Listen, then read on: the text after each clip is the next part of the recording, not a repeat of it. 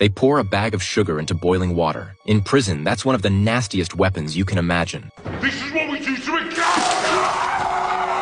On his very first day inside, John saw it happen and froze, not knowing what to do. He tried to comfort his cellmate Tommy while slamming the emergency alarm button. Moments later, a squad of guards in helmets and shields stormed in, dragging Tommy away as he suffered a panic attack. The scene rattled 50-something-year-old John to the core. But 2 days went by, and Tommy still didn't come back. Then, out of nowhere, Billy from the cell across the hall barged in and grabbed Tommy's bag of sugar. John, trying to be fair, told him that wasn't right. You can't just take someone else's stuff, Billy snapped. Because that sugar wasn't for eating. He dumped the whole bag into an electric kettle, carried the scalding sugar water out the door. That's when John realized this guy was trouble. And from that day, Billy held a grudge against him. Next mealtime, Billy snatched the chicken right off John's tray. The first time, John let it slide. But when they were in line for the phone, Billy grabbed that too. Everyone around just watched, and John tried to get it back. But it was hopeless, so he swallowed his pride again. When he returned to the cell, he was surprised to see Tommy back, thinking maybe he'd recovered. But that night,